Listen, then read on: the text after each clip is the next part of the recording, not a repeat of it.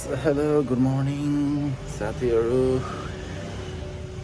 उठ्न त अघि उठेको तर थाकेले गर्दा हिजोको खाएकोले गर्दा अलि उठ्न मन नलाएर अहिले भर्खर उठ्यो। अब एकदिनमा अब नुहाइधुवाइ गरेर अनि चाहिँ हाम्रो यात्रा फेरि जारी भइहाल्छ।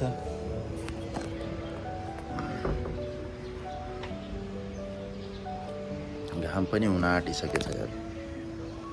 त्यो घाममा कहाँ डुब्ने होला दिमाग गरेर फेरि त्यही पनि जानै पर्छ। हिँडेन भने त यताको यतै बस्यो अड्किन्छ होला। त्यसैले गर्दा चाहिँ अब हामी चाहिँ निस्किनु पर्छ नुहाइधुवाइ गरेर जसरी भयो नि घाममा भयो नि त्यतासम्म पुग्नुपर्छ। हल्का चढे नि कमसेकम चढेको त हुन्छ नि, आधा बाटो सकिएको हुन्छ त्यो ठिक छ। भ्यू देखाइदिउँ। यो चाहिँ मर्निङ भ्यू। अहिले चाहिँ हालको तपाईँको 8 बजिसकेछ। 8 बजेको मर्निङको भ्यू यस्तो हेर्नु न, घाम निस्किने आँटिरहेको छ। बिजो हजुर ए काँडे जानलाई बसैको जिप बसहरू पाउँछ होइन, त्यहाँबाट जान ठिक हुन्छ।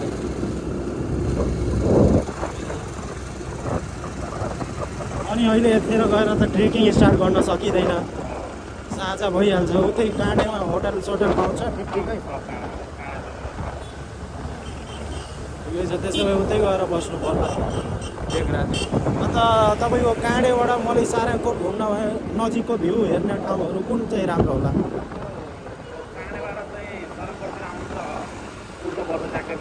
टाढै पर्ला होइन, उल्टो भइहाल्छ।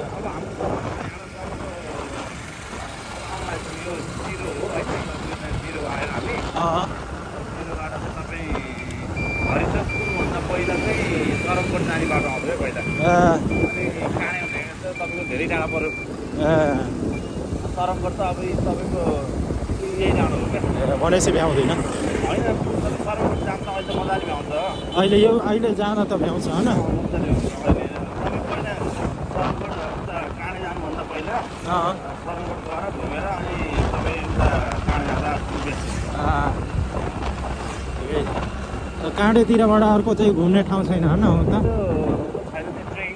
त्यो ट्रेकिङको लागि मात्रै जाने हो। नजिकै त त्यस्तो घुम्ने गर्ने भन्ने त त्यस्तो छैन होला। अब यहाँ हाम्रोदेखि त टाढै भयो कि, तर त्यहाँको लोकल एरिया घुम्ने ठाउँहरू होला होइन। त्यो चाहिँ हामीलाई चाहिँ खासै थाहा भएन। ल ठिकै छ। यो मालेपाटन, यसलाई मालेपाटन भन्छ यो एरियालाई। मालेपाटन ए मालेपाटन। हाम्रो पोखराको रेडियो नेपालको स्टेसन त्यही हो त, टावर पनि त ठुलो ए त्यो माथिको। अब फर्स्ट टाइम आएको मनी पोखरा। अब पहिला हुँदाखेरि अब बाहिर जान पाएन। अब त्यो बेलाको केटाहरूसँग सङ्गत लाएर यताउति त्यसैमा मान्छे व्यस्त, कतै जाने छैन। पैसा पाउने बित्तिकै त्यही हो। अब बल्ल अब कमाउन थालेछ। अब यही त हो टाइम, जति घुम्न सक्यो घुम्ने।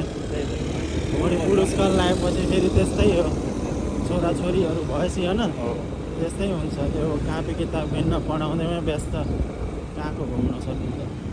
त्यो बेला त उनीहरूको घुम्ने बेला हुन्छ कि हाम्रो मानिस। तिनीहरूको पालो आइहाल्छ घुम्नु।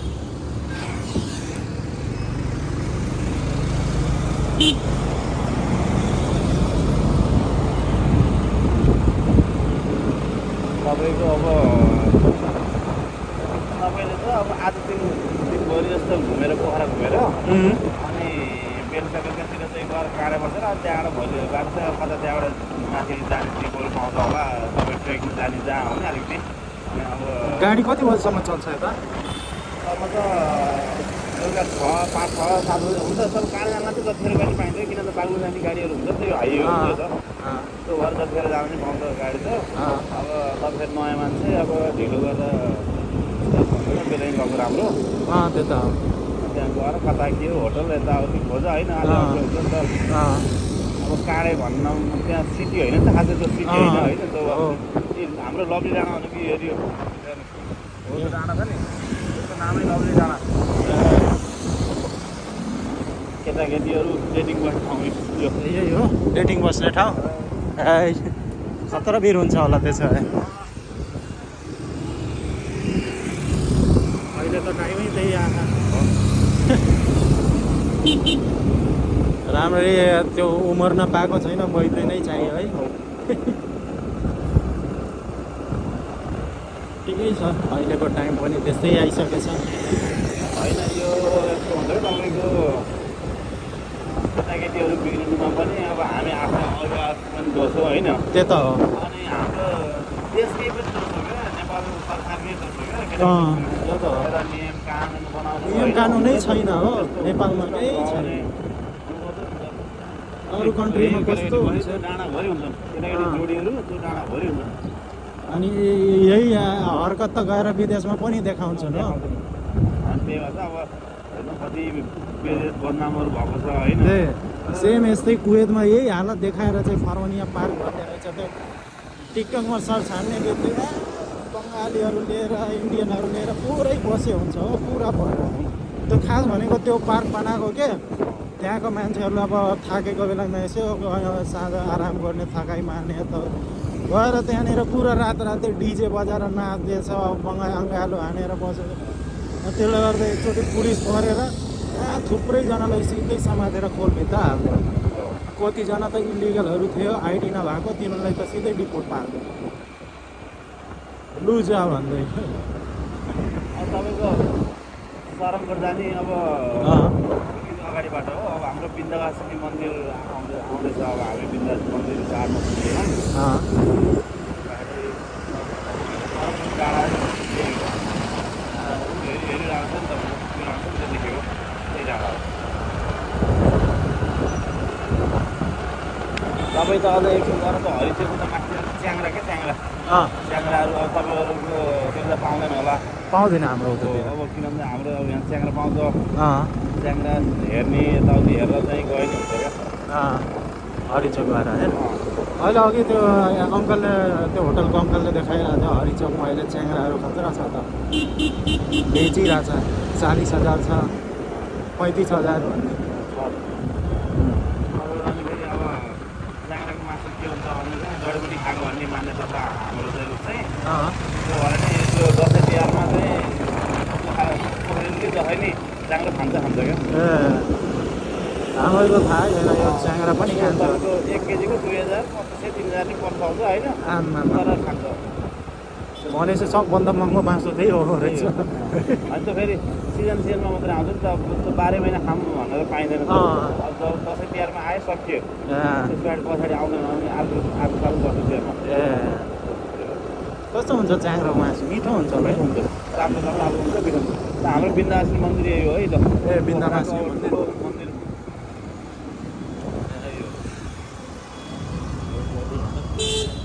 बिन्दवासिनी मन्दिर। तपाईँ सरमगढ जाने यहाँबाट अहिले गएर घुम्यो भने भ्याउँछ कि भ्याउँदैन? भ्याउँछ होइन मजाले। तर सरमगढमा के छ भने खास गरी अब म यहीँ स्थानीय भएको कारण तपाईँलाई भन्नु पर्दाखेरि खास गरी सरमगढमा जाने माथि गएर भ्यू हेर्ने हो एउटा। अनि अर्को चाहिँ कि सनराइज हेर्न जानु पऱ्यो होइन, मर्निङ टाइममा। अब तपाईँ हामीलाई नेपाली पाडा बसेको त सनराइज मतलब होइन, विदेशीहरूलाई मात्रै हो होइन।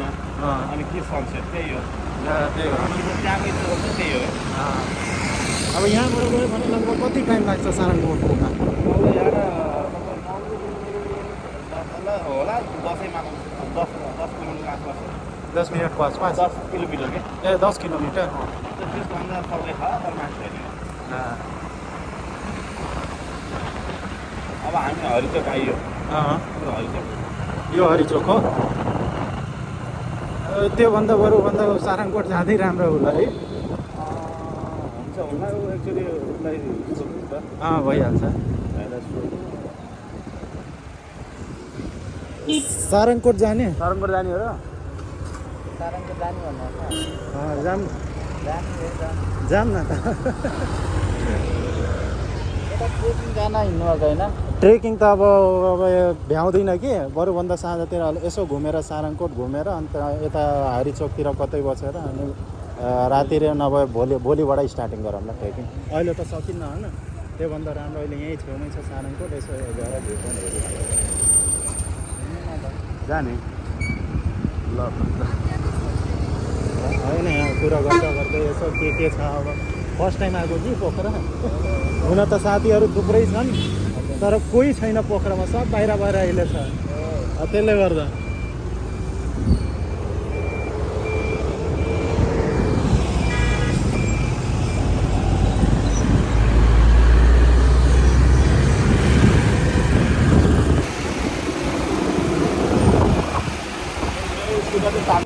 फाइनली चाहिँ हामी सारङकोट पुगिसक्यो नयाँ गाउँ वेलकम टु सारङकोट अब यहाँबाट चाहिँ माथि गएर अब भ्यू चाहिँ देखाउनु पऱ्यो तिर खोइ कुन ठाउँ रहेछ थाहा होइन भ्यू चाहिँ खतरा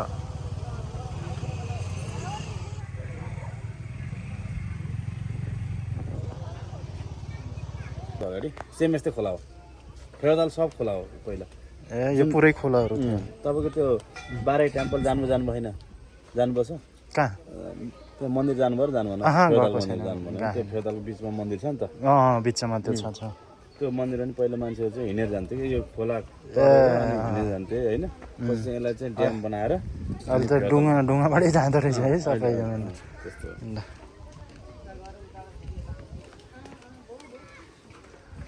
माथिबाट अब हेरौँ के भ्यू रहेछ सो हेलो गाइस फाइनली चाहिँ पुग्यो finally Sarangkot main view point अब जान आँटेको फोटो सुट यसो ढुङ्नु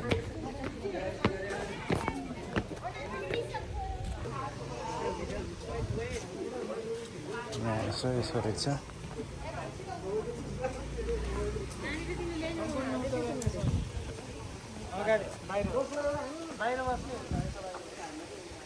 माथि बादलले ढाकेर रहेछ दामी देखिरहेको छ त्यो पहाडमा कस्तो दामी भ्यू रहेछ योभन्दा नि माथि टुप्पामा पुगेर एकचोटि हेर्नु पऱ्यो के कसो हुँदो रहेछ त्यहाँबाट यत्रो टाढासम्म आएको अब आयो अब एक्सपिरियन्स त लिनै पऱ्यो है के कसो रहेछ पैसा तिरेर आयो होइन जाने हो जहाँसम्म छ भ्याएर त्यहाँसम्म जाने हो बाधै छैन भ्यू पोइन्ट माथि रहेछ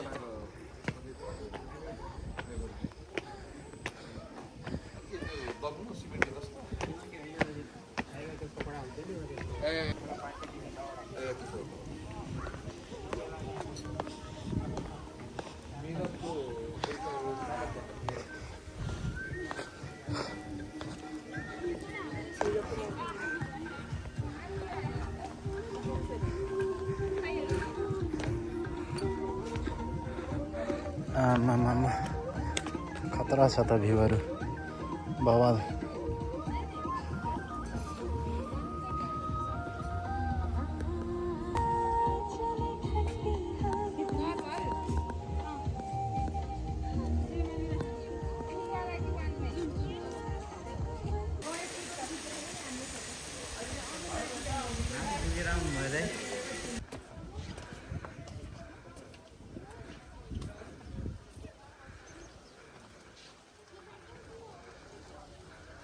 अहिले चाहिँ हामी यो सारङकोटको मेन भ्यू पोइन्टमा आइपुगिसकेको छ अब यहाँबाट तपाईँहरू हेर्न सक्नुहुन्छ यहाँको दृश्य म त सिँढी हिँड्दा थाकेको छ ट्रेक चाहिँ कसरी चढ्ने होला माथि 4000 फिट माथि लगाइसहरू हेर्न सक्नुहुन्छ यहाँ भ्यू चाहिँ कस्तो टाढो देखिरहेको छ यो चाहिँ पुरै यहाँबाट होल पोखरा देखिन्छ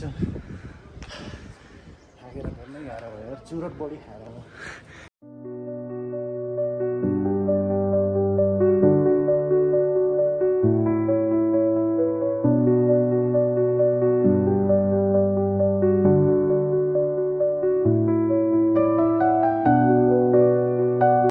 फाइनली चाहिँ हाम्रो अब यता भ्यू पोइन्ट पनि हेरेर सकिसक्यो अब चाहिँ हामी अब तल जानु पऱ्यो अब मेन लोकेसन भन्दाखेरि अब ब्याक टु रिटर्न होम हरिचोक खास हामी जाने वहाँबाट अब कान्दे बजार हिँड्नुपर्छ मालदी ट्रेकको लागि सब चाहिँ यहाँबाट त्यहाँ हेर्दै जाऊँ के हुन्छ अहिले हेर्दै अर्को ठाउँ मन पऱ्यो भने फेरि उतातिर घुम्न पनि जानुपर्ने स्थिति भइहाल्छ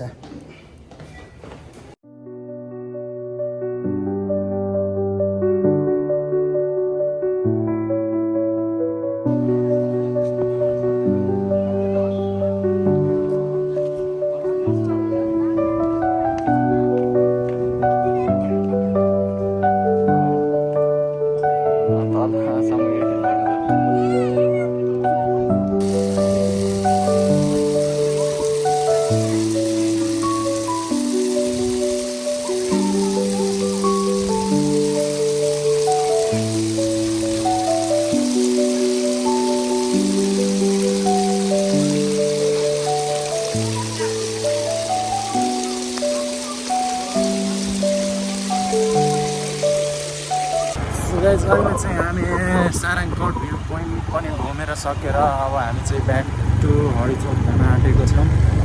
अब हरिचोकबाट के कसो हुन्छ सायद क्यान्डेको लागि बस समातेर अब उतै जानु पर्ला चढेर गाडी, किनकि फर्स्ट टाइम हो। अब अलिक छिटै गएर व्यस्त स्यस्त मिलाउनु पर्छ। अब दसैँ तिहारको बेला छ।